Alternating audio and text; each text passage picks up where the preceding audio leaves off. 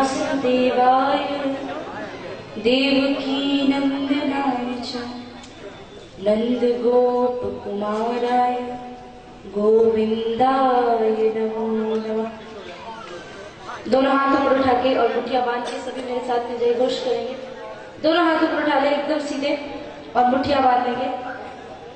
सभी लोग जो यहाँ खड़े हैं, बैठे हैं, आगे पीछे सभी लोग इतनी जोर से जय घोष करें कि आपकी आवाज उन दुष्टों के कानों तक पहुंचे जो इस गांव में रह के देश विरोधी ताकतों को बढ़ाते हैं। ऐसे दुष्ट दुराचारी के कानों में जब ये आवाज जाए और उनको ये पता चले कि हिंदू संगठन, हिंदू धर्म के लोग जागृत हो चुके हैं, तो आपके गांव में कोई भी दुरात्कार या कोई भी राक्षसी कर्म करने से 100 बार सोचे और इस गांव से तुम दबा करके भाग जाए। दोनों हाथ उठा के जय घोष करेंगे।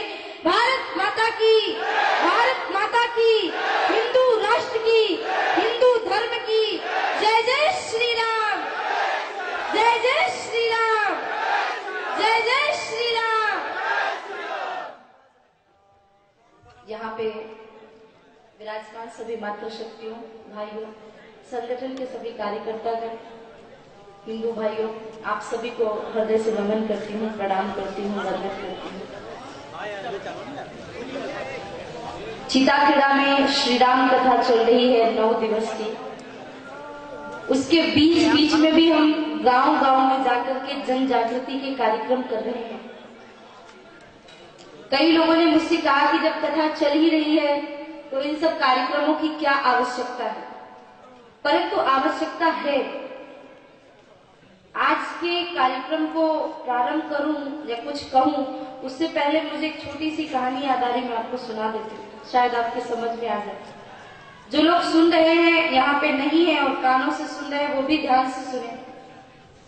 एक जंगल में आग लग गई, एक जंगल में आग लग गई।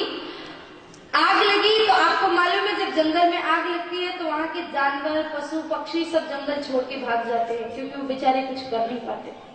सारे पंछी जंगल छोड़ के चले गए, पर एक छोटी सी टिटहरी ने हार नहीं मानी और वो झरने से पानी अपनी चोंच में भरती और जंगल में डालती, फिर चोंच में पानी भरती, फिर डालती। इतने में 20-25 कौवे आए और आकर के उस टिटहरी का मजाक उड़ाने लगे और कहने लगे, इस मूर्ख को तो देखो, इतनी सी चोंच में इतना सा पानी आता है और इतने से पानी से क्या इतना बड़ा जंगल का ये आग बुझा पाएगी।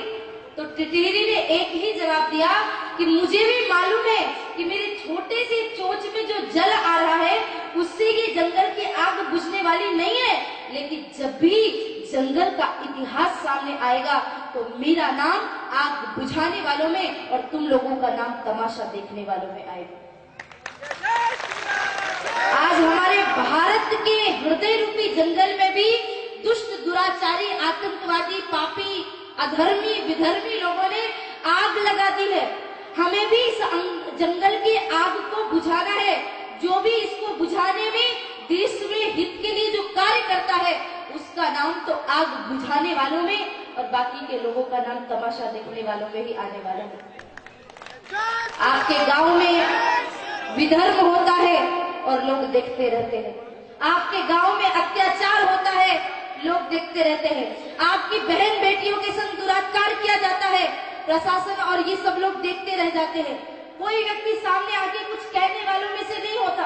अगर कुछ लोग कहते भी है तो उनको धमकाया जाता है, उनको परेशान किया जाता है। मैं पूछना चाहती हूँ कि हम भारत में ही रहते हैं या पाकिस्तान में रहते हैं?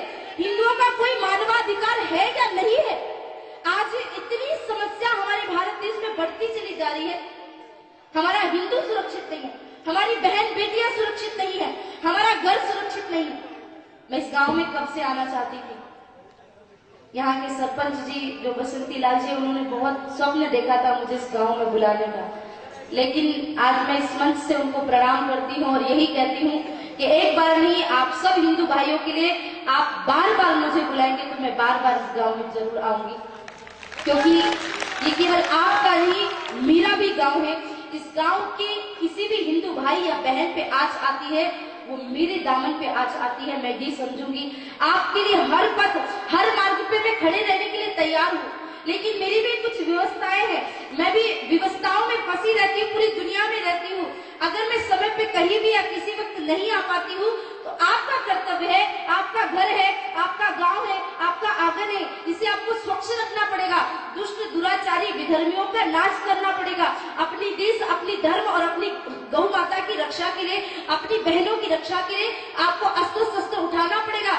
इसलिए यहाँ जितने भाई बहन बैठे हैं ना, मैं उनसे हाथ जोड़ के यही निवेदन करूंगी कि रक्षाबंधन आए ना तो अपनी बहन को उपहार में भले सोने चांदी के आभूषण मत देना, कोई बात नहीं, अच्छे अच्छे नए नए कपड़े, मिठाइयाँ, चॉकलेट मत देना, कोई बात नहीं, लेकिन अपनी बहनों को एक एक तलवार जरूर दे देना और कहना जो भी आतताई तेरे तरफ देखे उसका गला काट के माँ भारती के चरणों में रख दे, ताकि कोई भी बहन किसी भी दुष्ट दुराचारी का शिकार ना होने पाए। हमारी भारत की हर बहन को चंडी का रूप लेना पड़ेगा, हमारी हर भारत की बहन को रानी लक्ष्मीबाई का रूप लेना पड़ेगा और बताना पड़ेगा कि स्त्री जब समय चुनौती का आता है ना तो अपनी ममता को छाती में नहीं बल्कि पीठ में बांधती है, हाथ में शौर्य की तलवार लेके चली जाती है रण के मैदान में और शत्रुओं का सिर काट के जो भारत माता की गोद में भर देती है, वही नारी भारत देश में इतिहास में अमर हो जाती है। हमें अपनी बहनों, अपने देश, अपने धर्म, अपनी माँ भारती की रक्षा के लिए भी ये कदम उठाना पड़ेगा। आप सोचते हो कि अरे ये गाँव तो सबका है, सब लोग कर लेंगे, सब एक व्यक्ति अगर दूसरे पे जिम्मेदारी धकेलता है तो कभी कार्य नहीं होता। हमारी हर माता से यही प्रार्थना है।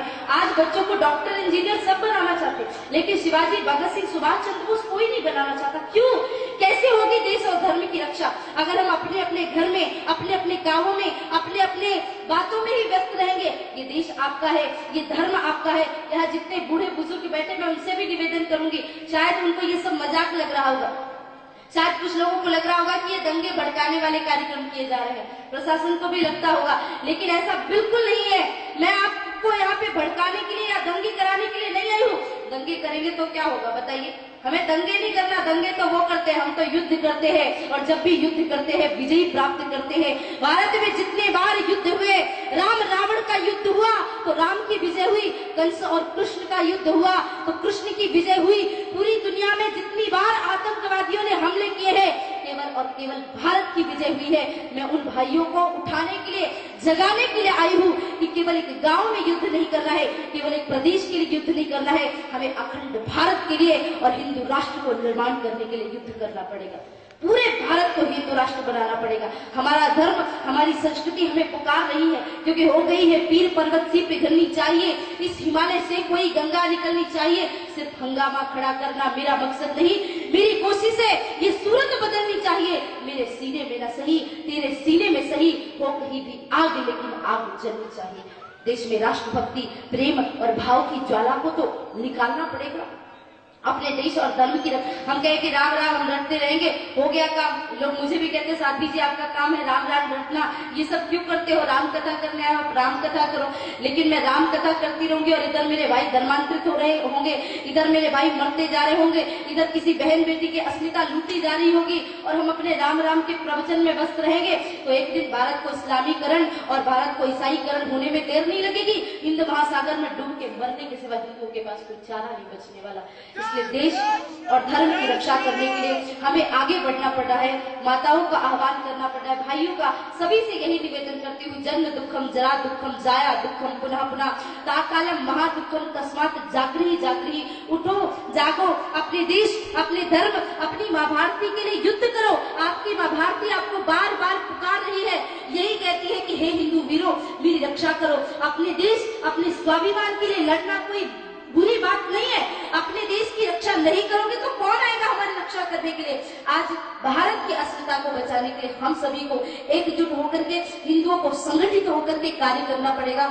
यहाँ मैं बहुत सारी बातें करने या कोई भाषण प्रवचन देने नहीं आई हूँ, बस इतनी बात बताने आई हूँ कि बच्चे से लेके एक बूढ़े तक गांव के लोगों को संगठित होना पड़ेगा, देश और धर्म के लिए काम करना पड़ेगा।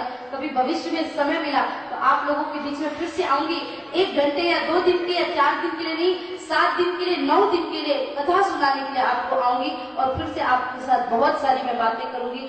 क्योंकि मेरा कार्य और मेरा उद्देश्य यही है कि बोलना तो ठीक ही है, हमें जगाना चाहिए लोगों को बोल बोल के, लेकिन उसके साथ साथ हमें कार्य भी करना है, संगठित भी होना है और इन कार्यों में और आपके गांव की रक्षा के लिए कोई भी कार्य हो तो आपकी बहन हमेशा आपके साथ है। 24 घंटे में आप जब भी मुझे पुकारेंगे मैं आपके साथ में रहूंगी। और एक और छोटी सी बात कहूंगी